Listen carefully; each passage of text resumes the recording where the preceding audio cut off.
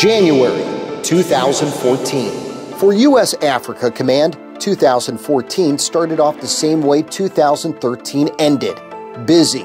On January 6, Marines landed in South Sudan to relocate personnel from the U.S. Embassy due to a deteriorating security situation. Meantime, soldiers from the newly formed East Africa Response Force continued to reinforce the embassy in Juba. At the request of the African Union and French government, U.S. Air Force C-17s landed in Rwanda to support efforts to prevent violence in the Central African Republic. Those aircraft delivered 850 Rwandan soldiers and more than 1,000 tons of equipment over the next several weeks. January 2014 also saw the arrival of a full-time active-duty presence of Marines at Naval Air Station Sigonella, Italy. Prior to their arrival, Marine Air Ground Task Force Africa was manned by a variety of units from the reserve. February 2014. Training, training, and more training was the theme of February. In Niger, Flintlock 2014 kicked off with more than 1,000 troops from 12 African and NATO nations training together, all with the goal of increasing interoperability in security, counterterrorism, and humanitarian and disaster assistance. In Tanzania, AFRICOM brought together medical professionals to help them lay out a plan to handle a pandemic influenza outbreak that could potentially kill thousands. In Guinea, Chad, and Malawi, U.S. soldiers spent the month training more than 4,000 African troops in peacekeeping operations and border security. And on the high seas, naval forces from 22 nations came together for Obagami Express, the largest at-sea exercise to ever take place in the Gulf of Guinea. March 2014. Long overdue, March was a month to honor some allies and heroes. 8 years earlier, 4 Djiboutian soldiers heard a crash and rushed to the rescue. Of the 12 Marines aboard the 2 helicopters that collided over the Gulf of Aden, 10 would perish. The 2 survivors would have drowned had it not been for these brave Africans.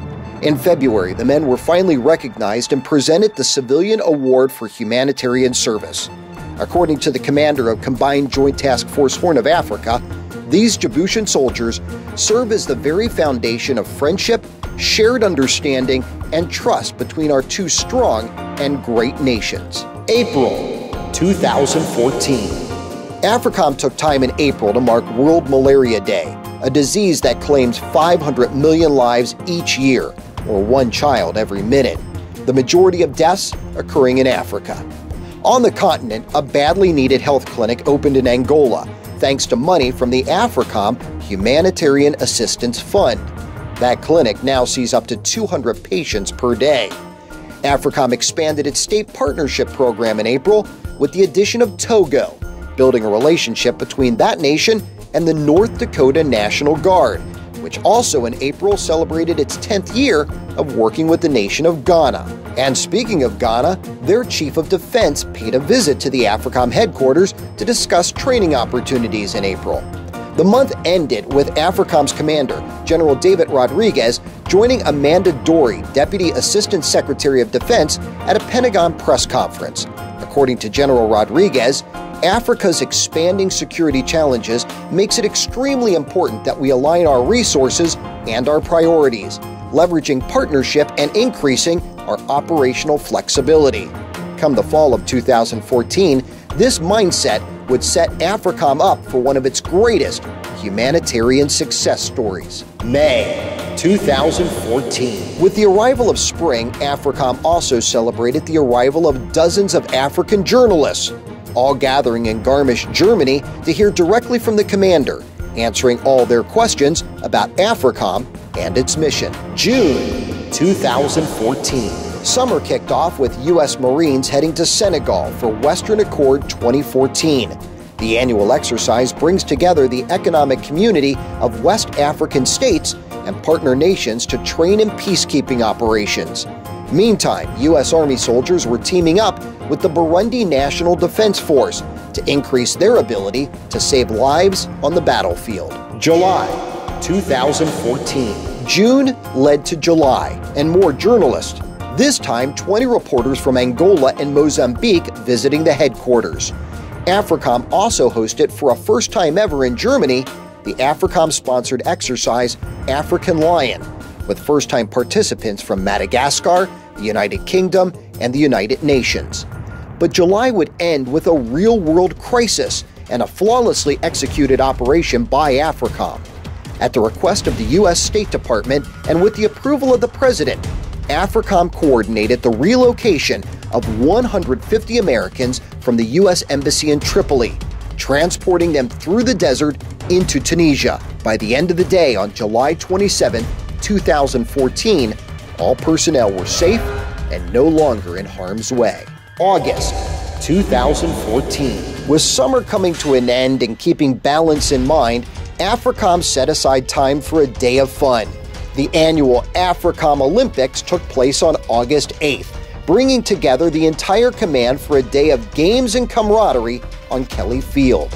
While each directorate put up a tough fight, it was the team from Marine Corps Forces Africa taking home that top prize. And speaking of the Marines, that very next week, AFRICOM escorted 10 senior African military officers to San Diego for a visit to Camp Pendleton. Extending the learning environment beyond the classroom, the Africans got to watch Marine Corps training up close and personal. September 2014.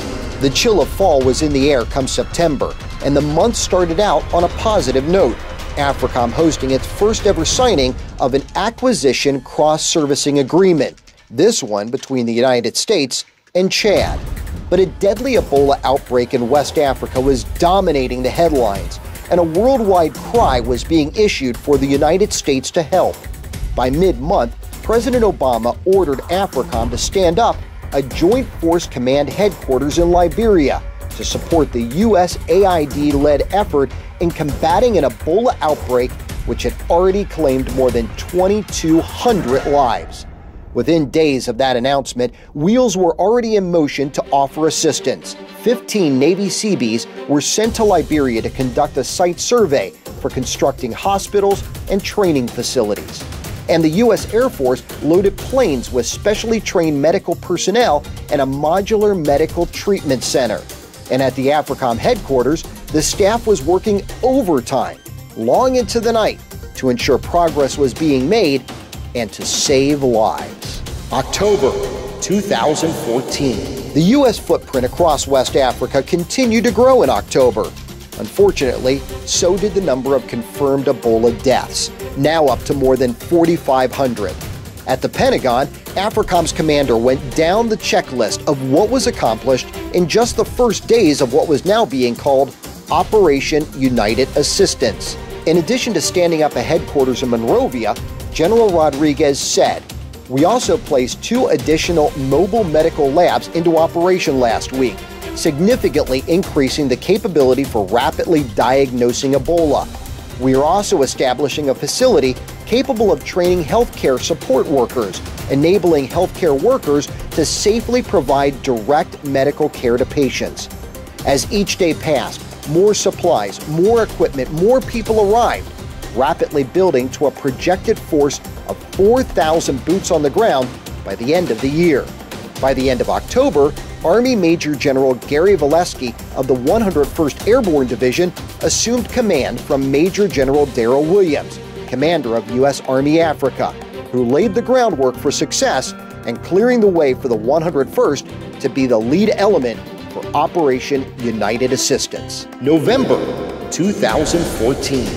Progress continued to build into November with the opening of the first of 17 ETUs, or Ebola treatment units. It took soldiers from the 902nd Engineering Battalion 22 days to build the first facility. A second ETU, specifically for infected medical workers, built by Navy Seabees, also opened. Supplies continued to arrive, more volunteers were being trained, and finally, the number of confirmed cases and deaths was starting to level off. Progress was being made at such a rapid pace by the 2,200 U.S. troops in West Africa, Major General Valesky announced on November 24th that he wouldn't need a force of 4,000 and could get the job done with 1,000 less. Outside of West Africa, however, there was still plenty of fear about the spread of the virus. So to ensure everyone's safety, Defense Secretary Chuck Hagel ordered a 21-day controlled monitoring program for all redeploying troops. Luckily, the protocol in place of limited contact ensured the fact that no U.S. troops ever tested positive for the virus. December 2014. And while the headlines continued to be dominated by the Ebola story, AFRICOM could once again focus on other issues, like sponsoring a 3-week intelligence course for the Burundian army, training with the Nigerian military in maritime security, and partnering with forces from Uganda to counter the threat of IEDs. 2014 was a busy year, and one that no one will forget. The successes made by AFRICOM were a team effort, not just among the directorates, but by partnering through a whole-of-government approach to everything we do. And now that we're done looking back, it's time to look forward, and with confidence that 2015 will be just as busy, just as successful, and just as rewarding. Moving forward, together. That's AFRICOM.